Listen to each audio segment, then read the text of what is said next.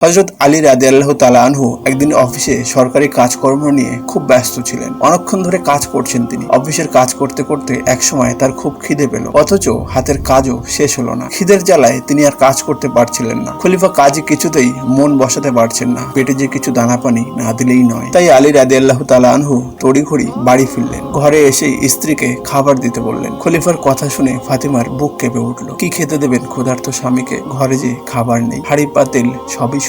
বাড়িতে যে সবাই না খেয়ে আছে তা তিনি কিভাবে বলবেন খলিফাকে? স্ত্রী ফাতিমার ইতস্তত ভাব দেখে ঘরের অবস্থা বুঝতে খলিফার আর বাকি রইল না। তিনি সবই আজ করতে পারলেন। কি আর করবেন খলিফা? অগত্যা আলী রাদিয়াল্লাহু তাআলা আনহু খাবার জোগাড় করতে কাজের খোঁজে বেরিয়ে পড়লেন। তিনি হাঁটছেন আর কাজের সন্ধান করছেন। অনেক খোঁজাখুঁজির পরও কোনো কাজ পাওয়া গেল না। দেখতে দেখতে দুপুর গড়িয়ে গেল। ধীরে ধীরে বিকেলও পার হয়ে গেল, অথচ কাজের সন্ধান পাওয়া গেল না। হযরত আলী রাদিয়াল্লাহু তাআলা আনহু প্রচন্ড হতাশ হয়ে পড়লেন। অগত্যা তিনি বাড়ি ফিরবেন বলে মনস্থির করলেন। যেই ভাবা সেই কাজ। এক বুক হতাশা নিয়ে বাড়ির দিকে পা বাড়ালেন তিনি। এমন সময় ঘটলো এক অবাক ঘটনা। এক সওদাগরের কাফেলা মালপত্র নিয়ে এখানটায় এসে হাজির হলো। খলিফার নজর পড়ল কাফেলার প্রতি। কাফেলায় ছিল অনেক পণ্য বোঝাই। তিনি মনে মনে ভাবলেন এবার হয়তো একটা কাজ পাওয়া যেতে পারে। তাই তার মুখ উজ্জ্বল হয়ে উঠলো। অদূরেই কাফেলাটি এসে থামলো। আলী রাদিয়াল্লাহু তাআলা আনহু দ্রুত কাফেলার কাছে এগিয়ে গেলেন। লোকের কাছে কাজ চাইলেন। লোকেরা হযরত আলী রাদিয়াল্লাহু তাআলা আনহুকে খলিফা বলে চিনত না। এদিকে মালামাল নামাতে কাজের লোকও দরকার পড়লো। তারা দিনমজুর ভেবে লোকটাকে একটা কাজ দিল। সওদাগরের অনেক পণ্য ছিল, সেগুলো নামাতে নামাতে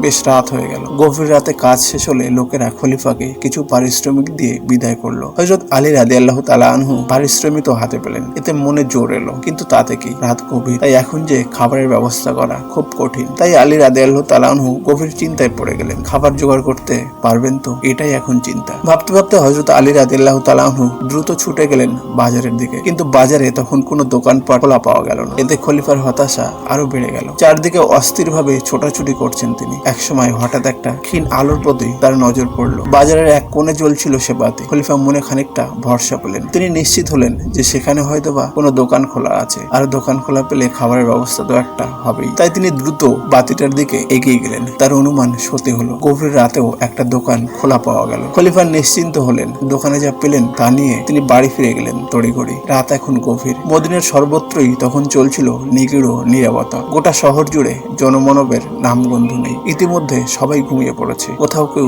জেগে নেই। খলিফা আলী রাদিয়াল্লাহু তাআলা আনহু মদিনার পথে একাই পথ চলছেন। হাঁটতে হাঁটতে একসময় খলিফা তার ঘরে গিয়ে পৌঁছালেন। ঘরে ঢুকে দেখলেন সবাই তখনও জেগে আছে। খিদের জ্বালায় ছটফট করছে সবাই। তাই তাড়াহুড়ো করে খাবার তৈরি করলেন স্ত্রী ফাতিমা। তারপর সকলে মিলে তৃপ্তি সহকারে খাবার খেলেন। আজকের মতো পেটের খিদে মিটল। এবার সবাই নিশ্চিন্তে ঘুমিয়ে পড়লেন। মুসলিম জাহানের খলিফা হযরত আলী রাদিয়াল্লাহু তাআলা আনহু। দেশের খাদ্য ভাণ্ডার ও অর্থ সম্পদ সবই তার হাতের মুঠোয়। অথচ ওই দিন খলিফা নিজেই মজুরি দিয়ে খাবার জোগাড় করলেন। তিনি পরিবার পরিজন সহ উপোস থাকলেন, কিন্তু রাষ্ট্রের কোষাগার থেকে কিছুই গ্রহণ করলেন না। কি মহান হৃদয়ের মানুষ ছিলেন আমাদের গর্বের এই খলিফা। আমাদের সৌভাগ্য যে আমরা মুসলমানরা এমন মহান খলিফাদের উত্তরসূরি, কিন্তু এটাও আমাদের দুর্ভাগ্য যে আমরা তাদের মহান চরিত্র ও গুণাবলী অর্জন করতে পারিনি।